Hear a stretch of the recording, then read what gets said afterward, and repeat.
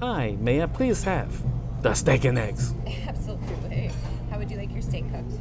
Medium rare. Medium rare. Yes. Okay. R-A-R-E. My R sounds like W's, which is That's why I okay. say it that way. I just like to confirm if I feel like I'm hearing it wrong. All right. And your eggs, how do you like those cooked? Over easy? Okay. Hash browns or home fries? Hash browns. Got it. And then white wheat rye or sourdough toast? Sourdough dry. You got it. How about for you? Exactly the same? Sure. Everything the same? Yeah. Perfect. All right, guys. Make my life easy tonight. All right, thank you. Okay. All right, guys, so we're here at the Jerry's Nugget and we have viewer Chuck. So I told Chuck, and everyone knows this, I always say, Jerry's Nugget got the best steak and eggs in Las Vegas. That is within the price range, you know, $7.99, $6.99, $8.99, $9.99, even $11 and $12 and $13.99 cannot beat Jerry's Nugget. Nighttime steak special. Yes, this is right here. Cannot beat it, right? So, viewer Chuck emailed me and said, let's go to Jerry's Nugget and get the nighttime special. It's like 2 in the morning now. He didn't sleep yet, you know. So how you doing, Chuck? Better now. Much better now. Yeah? All right. So I told him today's video, right? We're gonna get honest opinion to see what viewer Chuck thinks of the steak and eggs here. Are you gonna be honest, right? Yes. All right. So what might affect today's rating? He told me earlier, but I just wanted to reiterate for the camera. Okay, so at 7 p.m., I just had dinner at May Dailies, and I had the 16-ounce boneless ribeye that cost $92. Ooh. And it was a 10. Oh So- my goodness. And that was 5-6 hours ago. So hopefully I'm gonna try my best to stay unbiased and give an honest rating for this. I'm telling you, you know, that's an act hard to follow, right? A 10 steak. Oh, we're gonna hear it. We're gonna hear it. And just to add, I had that steak medium rare Pittsburgh style. Nice.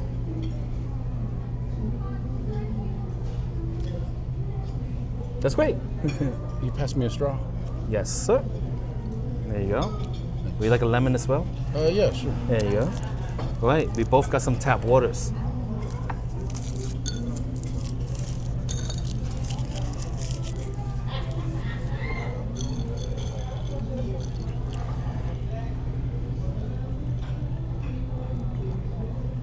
So, have you ever been to Jerry's Nugget? No, this is my very first time to Jerry's Nugget. Oh. As a matter of fact, this is only my 3rd time in Vegas. No way. Well, welcome to Vegas. That's terrific. Yeah, I love it. I would love to move here and enjoy all these cheap, inexpensive value meals just like this. Nah. You know what you missed out on? The $3.99 all-you-can-eat spaghetti at the Poker I Palace. saw that. I Yeah. watched it. Oh, it's closed, guys. They closed down. Yep. But they're gonna reopen with a different owner. They're renovating. They said they're opening in 2026. Yeah. When I was researching your videos to pick this place, I saw the Fat Choys for $5.99 or $6.99, and I checked, and now it's $8. Eight even or $7.99? It's $7.99. Oh, okay. But the hours it's daytime only because they close at 11 p.m. So 8 a.m. to 11 p.m. Oh, all right. But yeah, but that would have been nice to eat at Fat Choys. Yeah. So what brings you to town? I'm here for SEMA 2025. Nice. So what is SEMA 2025? SEMA stands for Specialty Equipment Manufacturers Association, and it has to do with all of the accessories and gadgets that go on cars, like automotive parts, like people that build hot rods, or they put fancy wheels on their cars, Oh. or car stereos, anything that can be, all of the junk sold at Kragen in the aisles. Really? Just little knickknacks. It's all there. I see. So it's not like a car show then. No, it's not really a car show, but they do have cars there to look at, and they have exhibitions. But no, it's not like a normal car show. It's a trade show for manufacturers to come and show their new products for the year for their retailers or their distributors, and they buy them and then they sell them to the public. So it's a trade only show, not open to the public. I see. Like, so when I'm just asking these questions so that you would know. I already know he's here for SEMA. I already know that, right? But I like to ask to bring it up because after you emailed me, I'm like, what's SEMA? Right? So I went and I looked it up and then said, oh, I'll register for a press pass, and I got a press pass. So then I was gonna go, but the convention center, there's never any parking there. Whenever there's a convention, well, no free parking anyway. I'm not sure there's, maybe if you pay a lot, there might be somewhere. So I was going to go to the Venetian and take the shuttle over because they got a connecting shuttle. But I was thinking, I'll tell you the truth. These trade shows bore me to tears. I went to CES. I went to, the SHOT Show was really good because I'm kind of into that stuff, right? But I've been to other conventions and I just I've been to like the kids stuff convention, like strollers and baby bottles, and I'm just walking around like, why did I come? So do you think, and I make videos, right? Do you think the viewers would be interested in the stuff they have at SEMA? Like, is it cool stuff? Not at all. It's very boring. Oh. I went last year. Last year was my first year at SEMA, and I drove my personal car from Sacramento, 9 hours. Oh. And you're right, parking is a nightmare. There's no place to park. You got to take shuttles everywhere, Uber everywhere. And then when you get in the show, at the end of the day, if you get there around noon and you leave at 5, it feels like you walked 10 or 15 miles because all of the vendors are so spaced out. So that's why I didn't attend the actual show this year. And this year I just planned private meetings with all of the people I wanted to meet with and talk to. And so it worked out a lot better. So I didn't have to do very much walking at all. Okay. So if you still want to see my video of the SEMA, I'm gonna go tomorrow and just like see if there's anything cool to show you guys, because okay,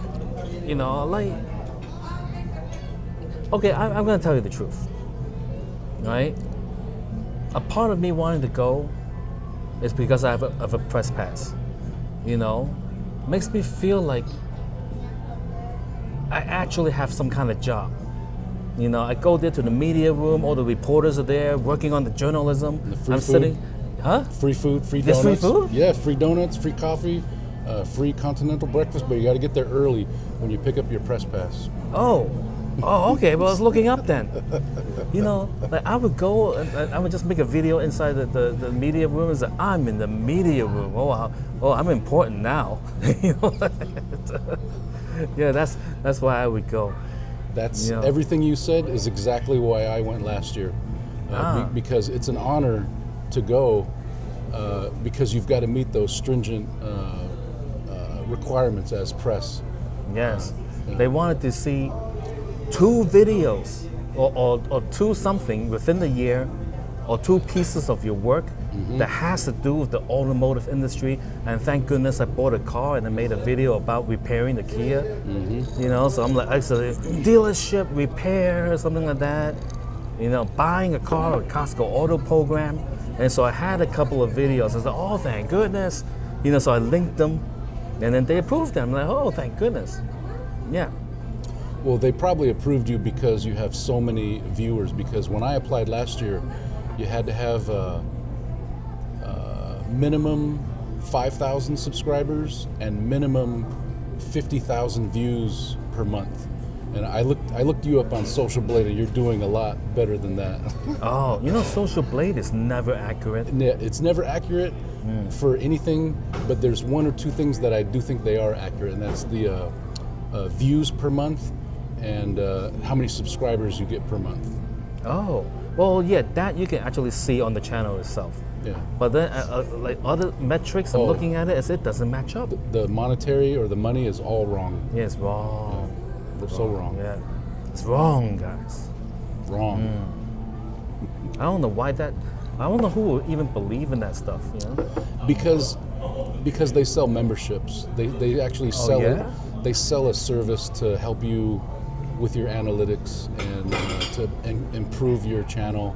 But it might work for some people, but it's because they're selling a product to try to say, oh, our metrics are good for, what do you call it? Search engine optimization, SEO. Oh. Yeah, it's just marketing. Yeah, because I get emails from like foreign countries. I'm guessing like India or something. Oh, we have looked over your SEO, and I'm looking at it, I'm like, what the heck is a SEO? Delete. I'm just like, nonsense, always trying to sell me a service. I'm gonna delete. Yeah. I like the emails you get when they're selling views, where you can buy views from a click farm in India. Oh, you know what? I've never gotten that one. I get that one. You did? Because my channel is so horrible, they must know I need views. Oh, don't say that. Is your channel still active? It's still active, but I've stopped posting on it. I'll give you the link. You can put the link in the description. Okay. Or I could say it. Oh, you can just say it. Say it. All right. Pay attention, guys. Panzer Platform. How do you spell that? Panzer PLA. Wait a minute. Now you got me confused. Panzer Platform. PLATFORM. This is a spelling bee contest. One word? Two words. 2 words. All right. And then I've got a second channel. Okay. It's called Panzer Dashcam, and that's where I put all the Dashcam test footage on. Oh. But all the videos are unlisted. So if you click on the video, it only shows I have 10 videos. That's because I make all the videos unlisted, and then I put them in playlists. So there's actually 40 or 50 or 60 different playlists, and then every playlist has 200 videos in it. It used to be called Panzer Unlisted, but then I changed it to Panzer Dashcam because it's Dashcam. Because it's mainly Dashcam stuff. Interesting. Yeah, I always wanted to get a Dashcam, because like you hear the horror stories. Oh yeah, they're trying to get into an accident with you or something, or something like that. It's always safe to have a dash cam, but I never went out and bought one. I watched 2 days ago or 3 days ago your Quest for Turkey. Oh yes, Turkey podcast. Mm-hmm. That would have come in handy for B-roll footage when you were driving to the other place, and then you eventually ended up at what was the grocery store? Winco. Winco. Yeah. The dash cams have such good image quality that you could have used it as B-roll footage when you were driving from place to place, and then when you get to the place, you set up with your main camera. Oh, yeah, because like I was using my Pocket 3, and I put it on a tripod, and then it usually falls, but then I put a bungee cord, and I bungeed it in place, and then it was fine ever since. Yeah. Yep. Yeah. Before I got into dash cams, I was doing the same thing with an action cam, but the action cams, they overheat. They get too hot. Oh. So the dash cams, they're built to withstand the heat, so they never shut off, and they're so convenient because when you start the engine, they just automatically start recording, and then when you shut off the engine, they automatically stop. So it's very convenient. It's very heat resistant. I see. And how much do you think it would cost to get a decently nice dash cam and have it professionally put so that the wires aren't just hanging in my face and stuff like that? Like, how much do you think that would run? You can get, right now I'm testing a brand new released 4K one channel dash cam, and the retail price is only $150. and the image quality is going to be right on par with the best dash cams available right now. So 150 for the camera for one channel. One channel? One channel meaning one camera. And then they have 2 channel if you want front and rear. And they have 3 channel if there's front, rear, and interior. And interior? Yeah, like if you're a cab driver, people do Uber and they want to record their passengers. Oh, they do that? Or if you want to protect yourself from maybe a cop who made a mistake or he made up a fib and you want to record evidence that you were actually wearing your seatbelt or you didn't have your phone in your hand, it was actually a sandwich. People that get those kind of tickets, you can use that as evidence to prove your innocence. So, yeah, everybody thinks the interior cam is just for commercial Uber or Lyft, but it can come in hand for speeding tickets, seatbelt tickets. And then you can delete it if you actually were on your phone with no seatbelt. Exactly. And then, or you could just not submit it, you know. Exactly. Don't bring it to the court. You know, hey, I'm guilty. Look at this dash cam footage. I'm so guilty. Yeah, and as far as installation, I really don't know. Most people that get them installed, you know, they go to like Best Buy, or they'll go to like a stereo shop or a radio shop and get professional installation. And I think it's maybe around, I want to say $150 for installation or $200 for installation. But it could go more if you have one of those high-tech 3-channel systems because there's going to be more wires to run. But if you were doing just a 1-channel, you could do a 1-channel and install it yourself because there's only one single wire, and you just tuck it in your headliner, down the A-pillar and into your cigarette lighter or whatever. So a 1-channel you could install yourself semi-professionally and it would look good and you wouldn't have to look at any wires. 2-channel, 3-channel, if you don't want to do it yourself, then you'll most likely have to get professional installation. And would installing these things void your car's warranty? No. They usually don't, except if you go to an installer where they don't know what they're doing and they start modifying factory wiring, which you're not supposed to do. That could void your warranty. But just simply sticking a dash cam on the windshield and then plugging it into your cigarette lighter, no, absolutely not. Now there is hardwire options where if you don't want to use the cigarette lighter, they sell a hardwire kit where you plug it into the fuse box. And that's kind of nice because you don't have to look at the thing in your cigarette lighter all the time, and then it will come on and off with the, then you'll get parking mode, because when you shut the ignition off, it will go into a low power, lower image quality state, and so it will watch your car 24/7 when it's not running until the battery runs to a certain level, and then it will automatically shut off. So that's the hardwire option. And it's pretty easy. You just have to find 2 fuses, a constant power fuse, and then a fuse that goes on and off with the ignition. And it just comes with the accessory, and you take out a fuse, and then you put the little thing in there, and you put the fuse back. So it's kind of plug and play, but you do have to be able to read your owner's manual to figure out which fuse is which. So if you're not used to doing that, you would probably want to get it professionally installed. You know, there was a viewer who made several comments on my channel, right? After I bought my car, you gotta get a dash cam. You gotta invest in a dash cam. That wasn't you, was it? No. Okay. No. I figured if it was anyone, it'll be him. I probably shouldn't say this, but I've never left a comment on your channel, on your videos. Really? No, I okay. never have. I found you last year when I was researching flights for Spirit Airlines, and I saw that video you made. You said never take Spirit Airlines because they only give you half a seat for half an ass. Yes, it's so true. And so, and then I flew Spirit. That was for CES last year when I came to Vegas, and I did fly Spirit, but I paid $100 for the big front seat, so I got the whole seat. Thank goodness. So it was only $200 round trip. Oh, so worth the money. I flew the big front seat. I felt special. Oh, thank you terrific. so much. All right, the steak and eggs are here. Let's take a closer look. Oh, and the toast. Haha.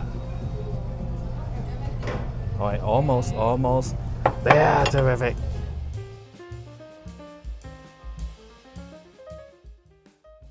All right, so yeah, the big front seat, I felt special. I sat in like 1A and oh, it was terrific. Even though I don't get anything extra, they don't treat me any better, you know, or anything. No champagne, no slippers, no robe, you know, no nothing like that. But I still, like, that's the only time I ever sat in the front of a plane, you know, with Spirit, because it's affordable. Me too. Yeah. Me too. All right, so let's dig in. All right. Let's try this. Oh, do they have salt? Isn't that here? There's a pepper. I'll find you some salt. Be right back. Thank you.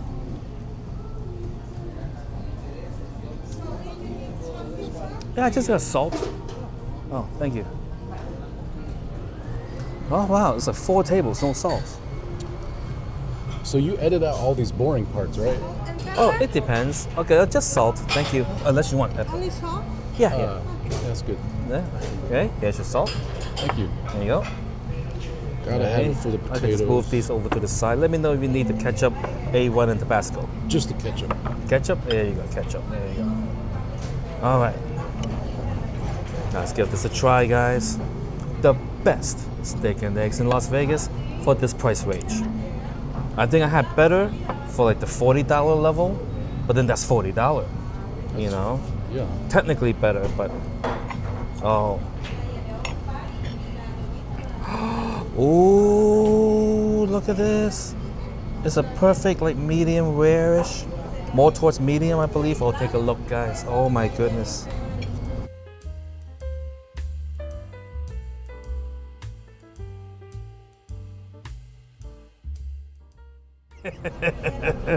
For this price, oh my goodness. And you know what I love about Jerry's Nugget? They're honest, right? They're honest over here. I remember when the price of eggs went through the roof, it was still $7.99 regardless. They're not gonna be like, oh well, you know, profit margins, we're gonna have to raise the prices because the eggs are gone up. You know, they kept it the same. Very nice.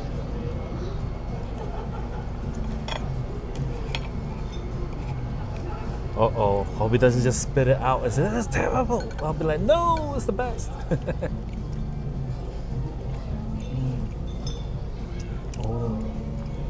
Oh, so good, guys. So this is New York strip. Yeah, I believe so. So yeah, this is the best New York strip I've ever had. Really? Yes.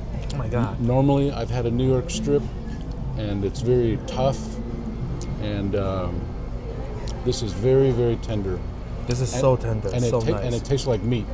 It does. It's a real steak.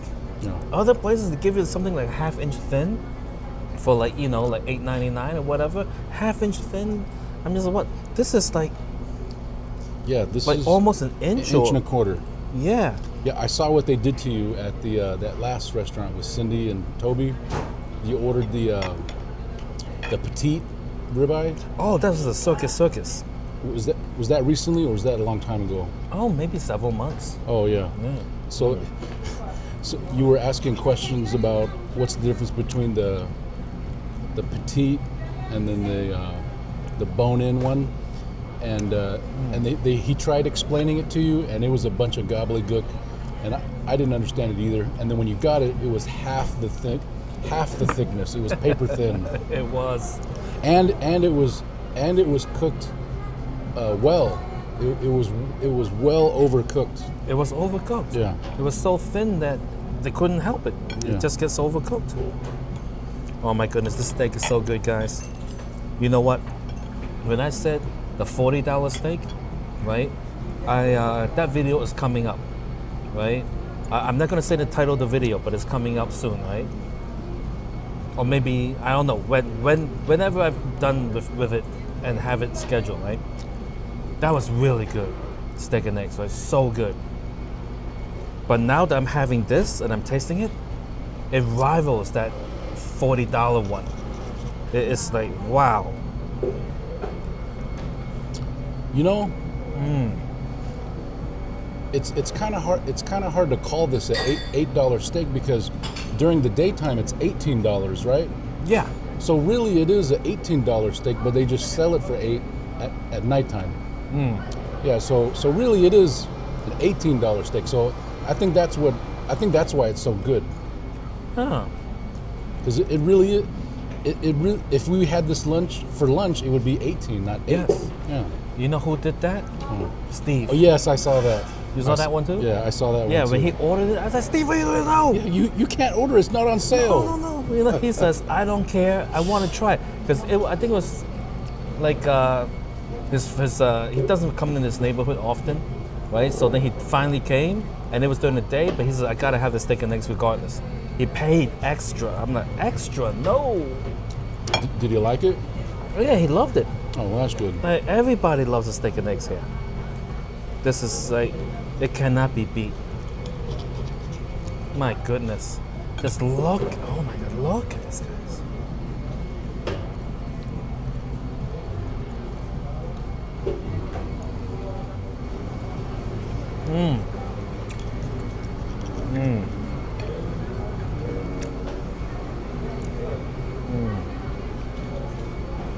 Did you happen to see my video where I sat there and then the owner came and took me for a tour of the kitchen? Yes, I saw that. He was so amazing. nice.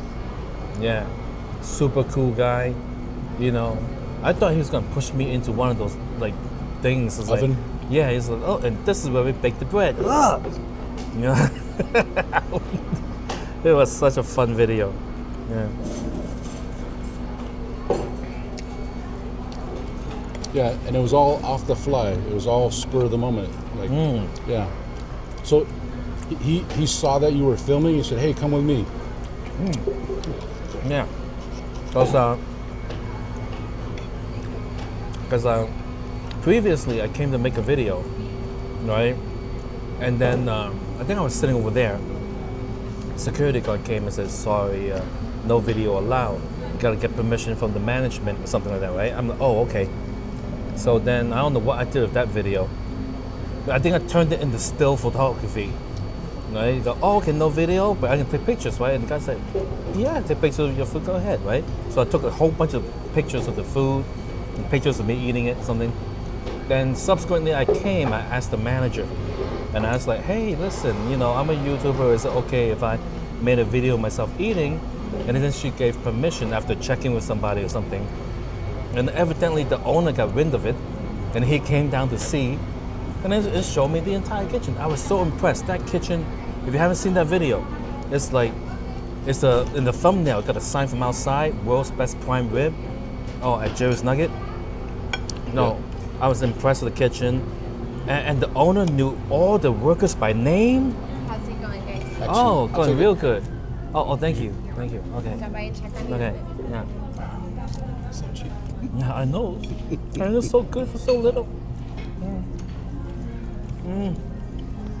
Yeah, I saw that video, the one where the security guard said you can't film. Yeah. Oh, yeah. But, you know, hey, he got a job to do, right? You know, directives are directives, I understand. You know?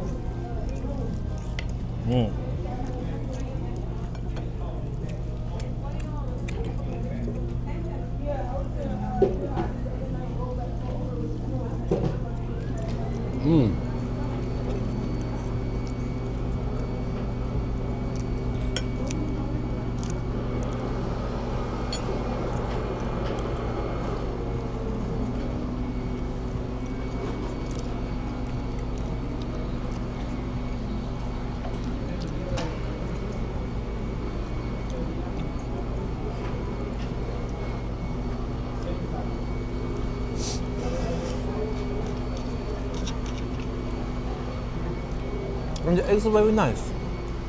I like the eggs. Normal, everyday eggs.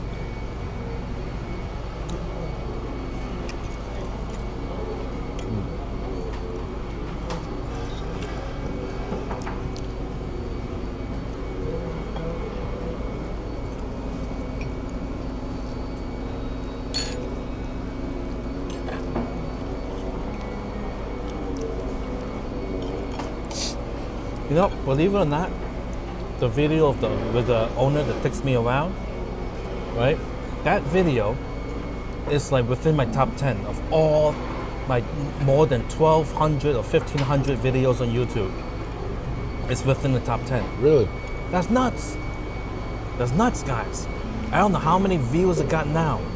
Let me see, about over at least 100,000 views. Let me look it up real quick. Wow. That's such an interesting. I would never have known. Never have guessed. Yeah. Let me see. Content. Let me see. Top videos. Oh, no, not within the last 28 days. How do I do this? Content. View all. Sort by. Most viewed. All right. 1, 2, 3, 4. It's the 5th video. Number 5. 135,000 views. That's nuts. How many subscribers did you have when you made that video? Oh, I don't know. Probably only 20. Well, it says 1 year ago. Yeah, so maybe 30,000. I don't know. Or maybe 35, something like that. It's only a year ago. Amazing.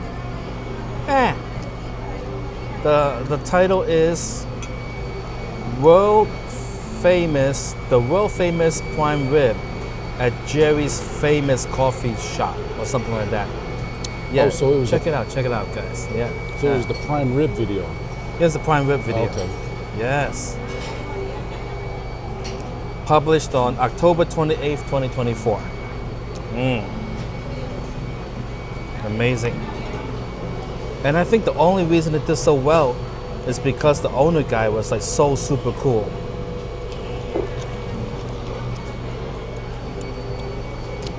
Yeah, your channel is on fire because for back in the day, I want to say around 2020, the usual metric is if you had, like, just for a number, say if you had 10,000 subscribers, if you would get 10% of 10,000 would be 1,000 views. If you got 1,000 views in 24 hours, it would mean that you have healthy, what is it called, retainship, where the viewers, your subscribers actually come back and watch your videos. You and other channels that are really, really popular, you outperform that 10% metric, and it's like double, almost 50%. Yeah, like I want to say 50%. So if you had 10,000 subscribers, you're getting 5,000 views within the first 24 hours. So, because if you look at some channels will have 1 million subscribers, but they're not popular anymore. And then so after 24 hours, they only get like 500 or 1,000 views. And so that metric is only like 1% of their subscribers because their subscribers have left them. The algorithm has left them because they're just not putting out as good a content as they were. So that's what I really like about your channel. Is your channel has a very good ratio of subscribers to how many views you get, how many comments you get, your feedback from all your viewers. It's a very strong, popular channel, and it just means because you're so consistent, your consistency, your personality is just so great. Yeah, well, thank you. And you're just so entertaining and fun to watch. Oh, I'm blushing, guys. But I think they're really in it for the food. Yeah. Believe it or not, in the beginning, there were people who left comments. Then it says, "Hey, I'm watching for the food, not you." And I'd be like, "Well, gee, thanks." And people on the internet, they leave stuff. I think the person that said that is because they were probably searching for a specific restaurant or a specific type of food, and then your video came up. And that was the first video that they ever watched of yours, so they don't understand your shtick. Oh, yeah. Or your... Yeah, you should see how many comments they were saying like, will you please hurry up and just show the food? I mean, like, that's what Yelp is for. You know, you want to see the food and hear what they think, just go straight to that. Thousands of reviews on Yelp, you know? I did the same thing on my channel. I would get viewer questions. So my first channel is this automotive channel, and I started it when I bought a used car. And so I started making videos about changing all the fluids in the car, fixing anything that was broken, you know, basically reconditioning a 10-year-old car, bringing all of the maintenance up to date and fresh, and basically making it like a brand new car so that it will be reliable for the next 10, 20 years. Oh, wow. So, I would film everything in case I made a mistake so I could come back and see what I did. So I was using it as a video diary. Oh, okay. And then it caught on. People just liked the way I was explaining things. They liked the car that I was doing, because it's a very special, particular car. So it's kind of like a cult car. Oh. I'm sure you've seen like the Ford Crown Victoria, Yes. the police car, the taxi cab, Yes. Lincoln Town Car, Mercury Grand Marquis, Mercury Marauder.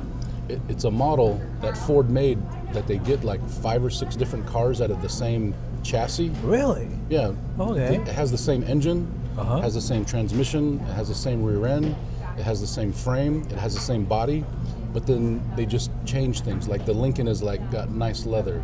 The Ford has cheap upholstery, because the cops, they don't need leather, they just need cheap upholstery. Right. Something they can wipe, maybe. All of the stuff that comes out from the prisoners. And then the taxi cab version, you're from New York City. Yes. They make a long wheelbase version for the taxi cab, so the rear passenger has 6 extra inches of legroom, so it makes it easy to get in and out of the rear passenger. You've been in a New York City taxi cab. Yeah. And so they discontinued this model in 2010 or 2011. Uh-huh. So they quit making them. 14 years ago? Really? But they're massively popular. They're still massively popular because it was the last true American V8 engine in the front, rear-wheel drive, frame-on body. And what that means is it's heavy duty. It's built like a truck, like an F-150. And that's because it actually has a very similar frame to an F-150. And so it makes it a very heavy-duty car. It's not good on gas. The gas is, I only get 9 miles per gallon in the city, but what makes up for it is because it's so easy to work on and the parts are cheap. You know, a part for my car is like $2, but then a part for a Toyota Camry from Japan, it'll be $25 because of the shipping or the engineering that it's coming from Japan. So it's not a better car, but it's better engineered because it's easy to work on, easy to repair, and easy to put back in service for the police, the taxi cab, the livery, the limos, and all that other stuff. Wow. Do you still have it to this very day? I have 2. Yes, I have 2. I have 2. All right, they multiply, guys. When you work on them long enough, you come to the garage, poof, there's 2. I've got a 2004 Ford Crown Victoria that I bought in 2009. It was 5 years old. It was somebody's 5-year-old trade-in. I bought it right off the dealership. And then in 2019, I bought a 2010 Mercury Grand Marquis. And so that car, I bought it 8 years old. But it only had 50,000 miles on it. It came from a couple up in Brookings, Oregon. They owned it for 3 years, and then before that, it was a rental car at LAX for 1 year. And They rented that? Yes, because think about it. Back in the early 2000s, that was the full size car. Yeah, they're huge, Mercury, right? Yeah, it's the biggest car you can get. Oh, I see. And then they gotta at least offer one, along with all the subcompacts they usually rent out. Yeah, right? because it's the only car where you can seat 6. It's got 3 seat belts in the front. It's got bench seats, just like back in the day in Grandpa's car. So so the whole point of this car, it's basically remained unchanged since 1979. The chassis and the configuration, it ran from 1979 to 2011. And then over the years, they just mildly refreshed the styling and the exterior and the looks, but it has the same, almost the same engine, transmission, rear end, final drive, and the chassis. Once you've got everything underneath the skin perfect, you really don't need to improve it. And so they would just make minor styling improvements so that it could sell well. Wow. But then it finally got discontinued in 2011 because we got the government regulation where they said all cars have to have the stability control, the electronic stability control, in conjunction with the ABS, and then also the CAFE, corporate average fuel economy, where all manufacturers have to meet a certain limit. What they do is the government looks at all of the cars a manufacturer makes, from the smallest car to the biggest car, and they look at the gas mileage, and then they average it all together, and they say you have to meet this minimum average, and if you don't meet that minimum average, you've got to get rid of the gas guzzlers, and then you've got to make more small compacts. But then they get around, and then so the manufacturers, they got around, or they shortcutted this, or they circumvented this.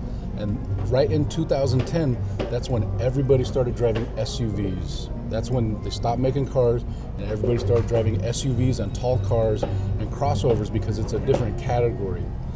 So they're allowed to use more gas. So yeah, you have a tall crossover. You have like I have a Kia Soul.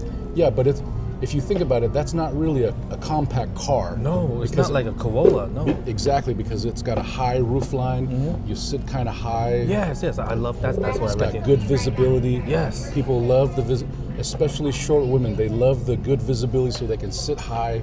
They don't want to sit low in the low sports car. Oh. So they had to discontinue the car because it would take millions and millions and millions of dollars to redo all of the electronics for the stability control, and they just couldn't do it with the fuel economy. Wow. But so they stopped making them in 2011, but all of the police departments and the taxi cabs and the limo companies, they all kept them going as long as possible, all the way up until now. You can still see them on the road. And nowadays, there is no replacement, but they try to replace them with like the Chrysler 300 or the Dodge Charger or the Dodge car, and they're not doing too well. And then so that's why you see cops driving the Ford Explorers, the SUVs, because they just need something big and four-door. And those do too well either because it's got a V6 engine. Instead of a V8, and it's turbocharged. So in order to get it to go, you have to drive it at red line all the time. Oh, and that's no good. Well, no, because it's always stressing the engine and always stressing the turbos. Whereas the old V8s, you could beat on them and beat on them and beat on them, and they were more reliable. Right, all in the name of the fuel economy, right? Yes, but they got bad fuel economy. So nothing has changed. They're not saving any money going to these newer cars because they have to pay whatever money they save on gas, they have to spend that on repairs and maintenance and upkeep and all the other stuff. Sorry I'm talking so much. No, that's interesting. Because then I was like, wait a second, because it is like, people were kind of like, all of a sudden like sports utility vehicles and stuff like that. Everyone wanted to drive those, and now it kind of all makes sense because that's what they're selling now. It's like not a lot, but then I see. Interesting. Yeah, two or 3 years ago, Ford, they said we're not making cars anymore. They only make SUVs and trucks. Right. And they stopped making cars. I saw on the Scotty Kilmer channel. Yeah, but they kept the Mustang. Yes. Yeah, that's the only. Yes, and then make an electric Mustang that doesn't look anything like us. So why would they call that the Mustang? Who knows? Yeah. So what my car represents is an era of the way things used to be run and the way things used to be. And like everybody says, everything made back in the day is good because It's all made of metal. It's strong. It's durable. And now everything's made of plastic. It doesn't last as long. There's planned obsolescence. We got to buy a new one every so often. So, and then you remember in the early 2000s, the fiasco with the Ford Explorer with the tires. Remember the tires were exploding? No. You don't remember that? Okay. No.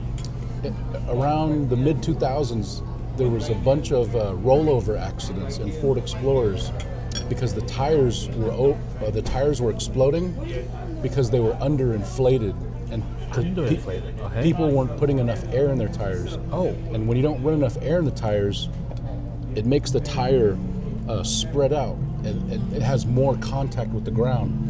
More contact creates more friction creates more heat, and then when it gets to a certain point, they explode. And this is when SUVs started getting popular, and because SUVs are taller and have a higher center of gravity, when they would have a tire failure, they would roll over, and a lot of people died. So that's why they started that regulation about tire pressure monitoring systems with that stupid light. That's why? Yes, that stupid light on the dash that tells you to put air in your tire. Oh. And now it's worse because people think they don't need to check the air in their tires. They think if my car needs air, it will tell me if it needs air.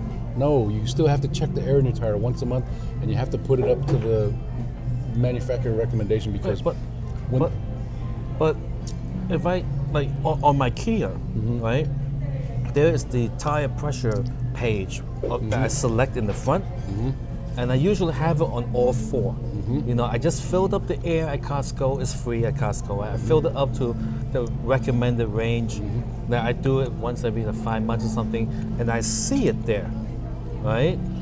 So that tells me, you know, so do I still have to check it with the gauge, or can I trust what it tells me? Regardless of the computer and regardless of the recommendation, if you want to be a good motorist, you still have to check it once a month. I'm not gonna buy a gauge. Yeah, but nobody does that. So nobody is gonna take the time to buy a gauge, go out. Oh, do I have to do it cold? Do I have to do it hot? This is too confusing. Do I have to do it at a special time of day? So what I recommend for people that don't, because I have a garage, so I'm like, I want to say the majority of my time I'm in my garage because I have a nice chair, I have a computer, and then I just work on my cars in there, and then I just go in the house to shower and eat. So, but for you or somebody that's in an apartment, they don't have a garage, they need to come up with a better method. So I watched that video where you talk about nitrogen being nonsense, about leaking out of your tires. So the label on the door is the minimum manufactured recommendation. That's the minimum. So never go below that. But the reason why they set that minimum is for your comfort, because they want the car to be as smooth as possible when you're driving down the road. Because if you put in too much air, it inflates the tire, and the tire becomes narrower, and then you get a harsh ride, and then it can increase tire noise. So the manufacturer knows this, so they want to set it as low as possible for comfort. But if you overinflate it just a few pounds, you get better gas mileage, better tire wear, and then when you neglect checking your tire pressure once a month, you check it every 6 months, then it will have dropped less.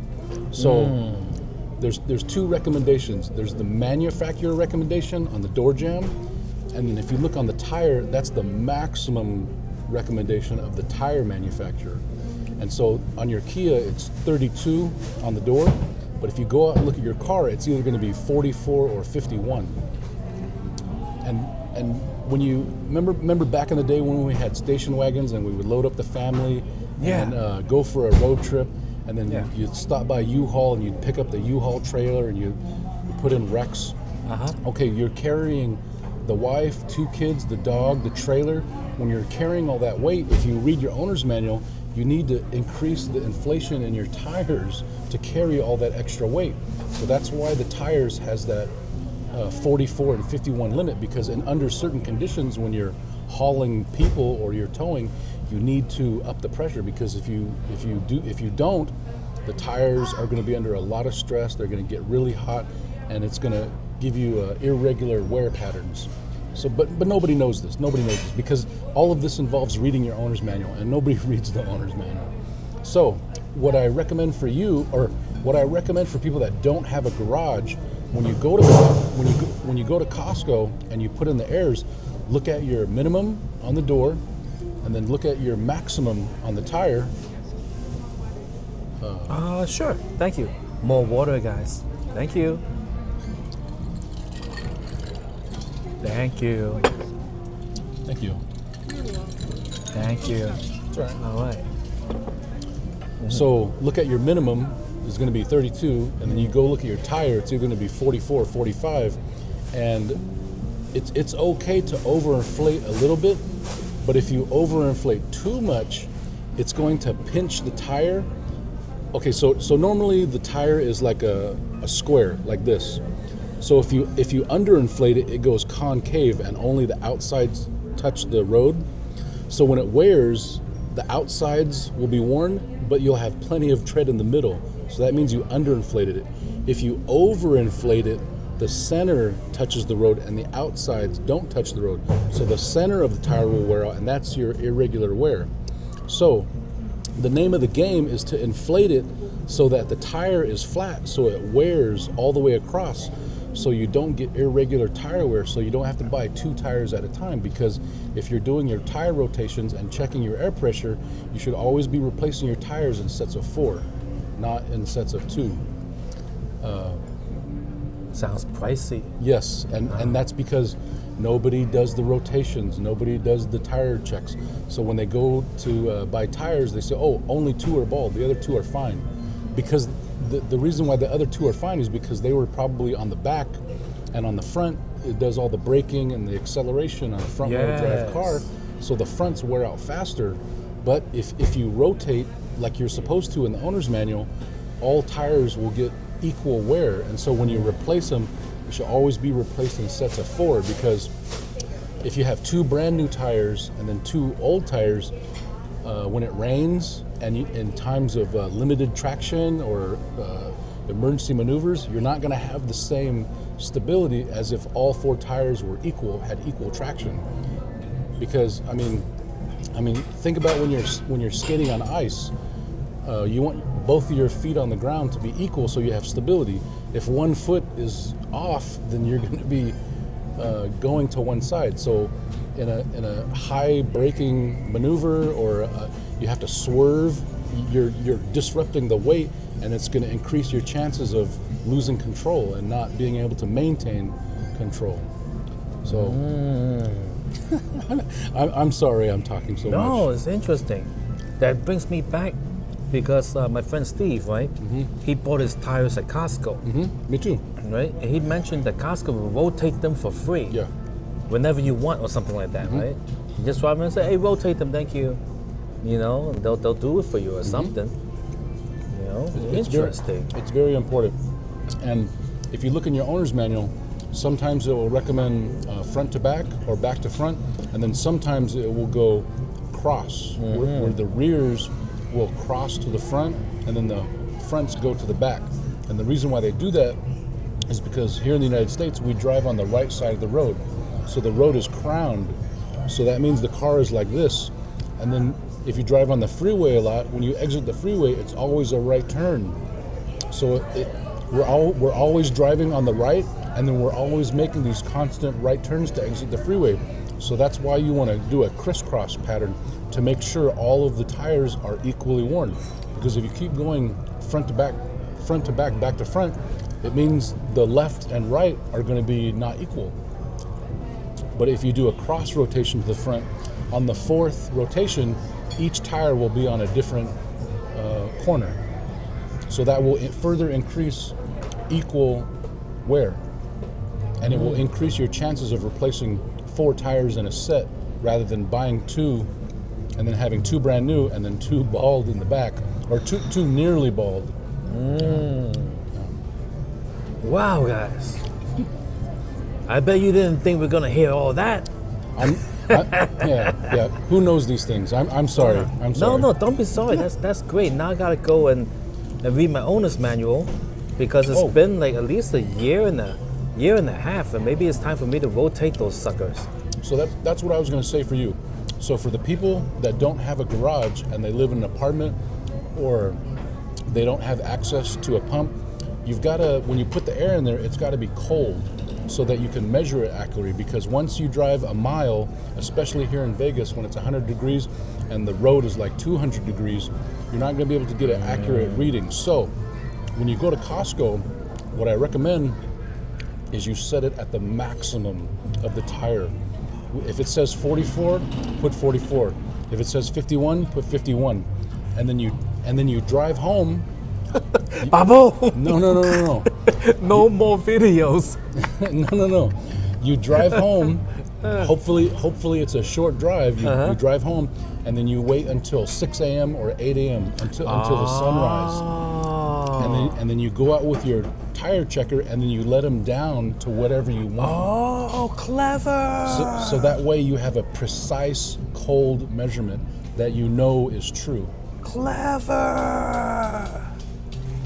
Oh! Too bad I don't live near a Costco. Yeah, well, I'm like 8 miles out from Costco usually. It should be fine. well, nowadays they actually sell air compressors that you can put in your tires, and they're very affordable. They're very cheap. You know, I don't mind using the pump. I used to have a Honda Civic back in the day, and then I just go. It'll take forever, but I do that.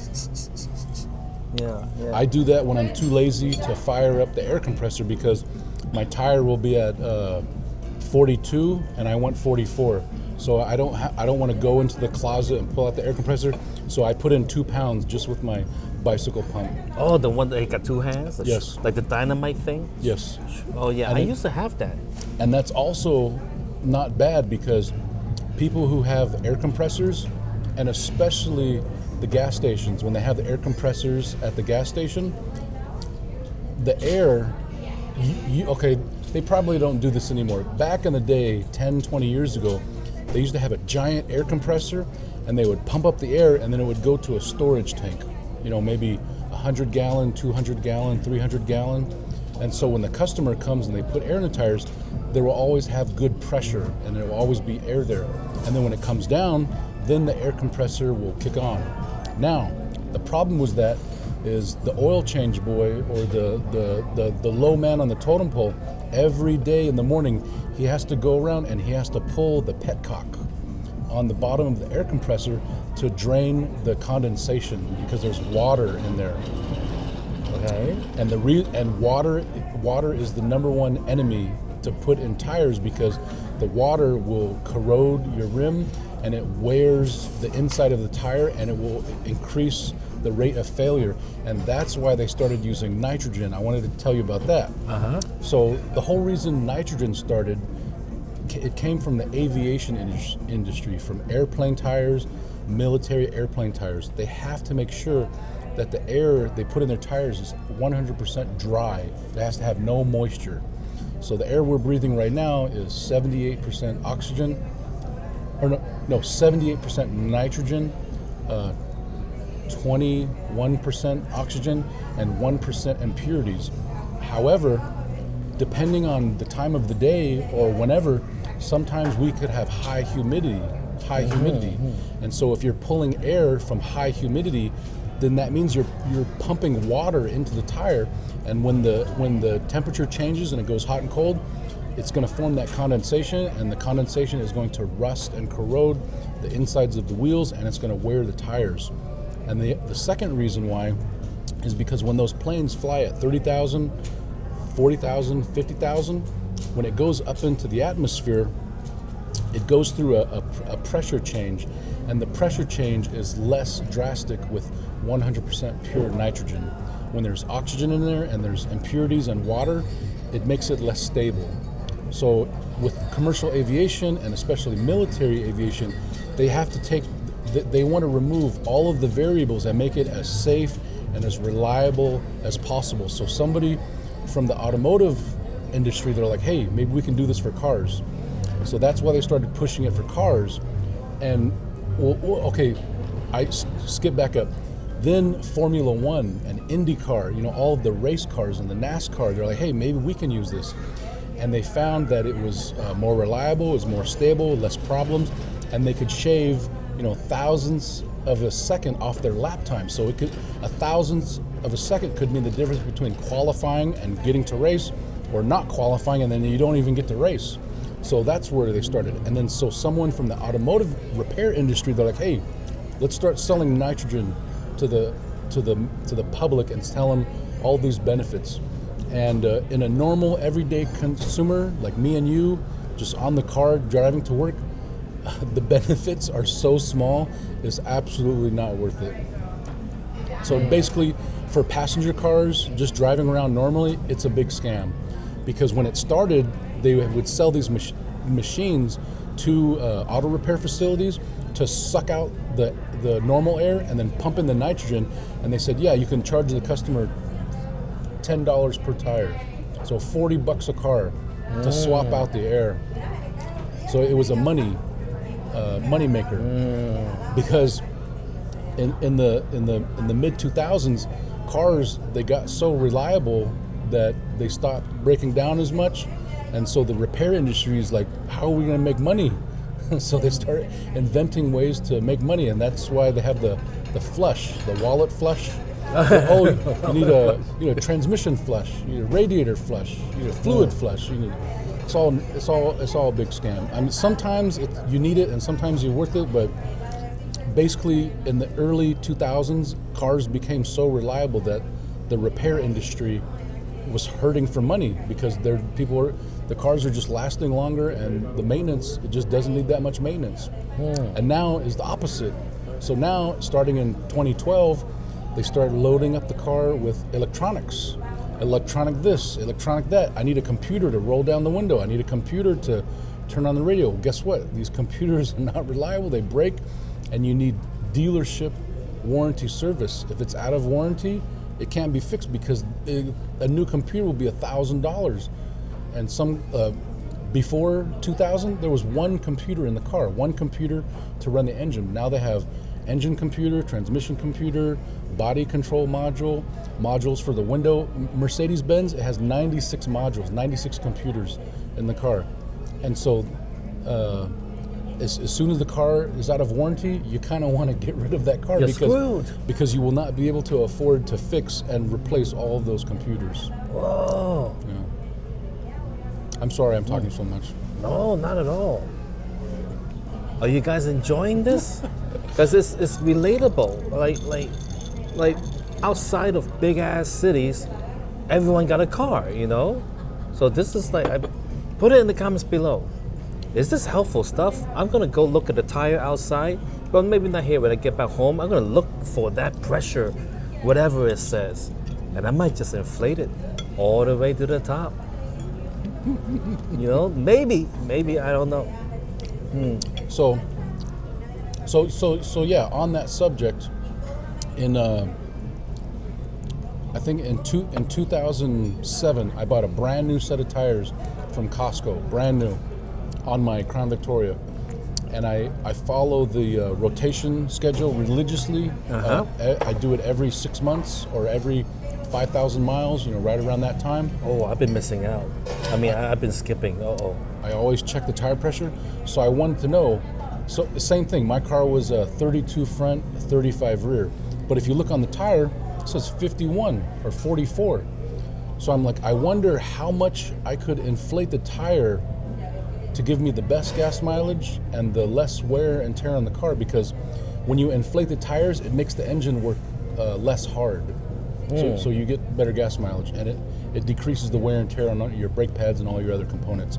So I wanted to know, how high can I put the inflation pressure before it starts to give me irregular wear? Because remember, if you overinflate it, it will make it concave and it will wear out the center, and then you'll have no wear on the outside.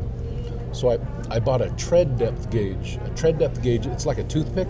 You stick it in there, in between the grooves, and there's usually on a tire, there's 4 grooves, 1, 2, 3, 4. So when the tire is brand new, you measure it, and it's all the same. It should be like, 5.5 millimeter, 6 millimeter. And then I would wait 6 months. I would overinflate the tires. So I went from 32. The manufacturer's recommendation was 32.35. So I went to 37.37 for 6 months. Drive for 6 months, do my rotation, and then when I had the tires off, I used my tread depth gauge and I measured the tread, and the tread was equal. Each groove was equal. So that means that the tire is still wearing. It has even wear. I haven't overinflated. So next month I did the next rotation I did 39.39, 2 more. So I'm getting close to that 44 limit. Drive 6 months, do my rotation, and when I pull the tire off, I measure the tread. It was all the same. It's all equal. Each tire. So I'm like, what's going on here? So let's go 41. So I go 41, 41. Drive for 5,000 miles, do a rotation, take the tires off, measure it, all equal, all the same. What's going on here? Forget it. Let's go straight from 41 all the way to the max. The max was 44. Drove 5,000 miles, 6 months later, do my rotation, take the tires, measure it, it's all equal, all the same.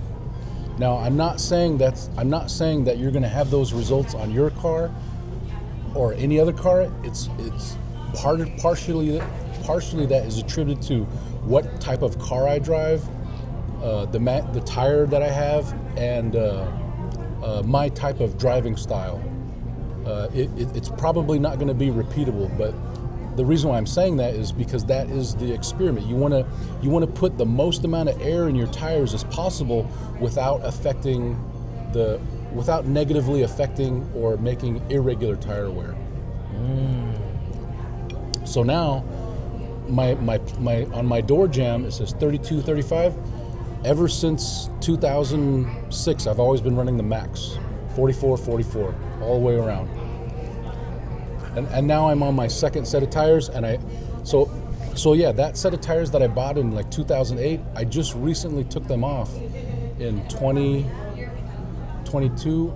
I'm probably getting the dates wrong, but I had them on my car for 13 years, and I looked at the mileage, and I had 55,000 miles on the tires. So I did 55,000 miles in 13 years, and I measured, after 13 years of 55,000 miles of driving, I measured the tread. They were all equal. They were all the same. I had no irregular wear. I felt like a champion like I was the tire rotation master. I was a good motorist for completing all of my rotations and making sure my air pressure was checked every month. I got the maximum wear out of my tires, and when I replaced it with another set of 4.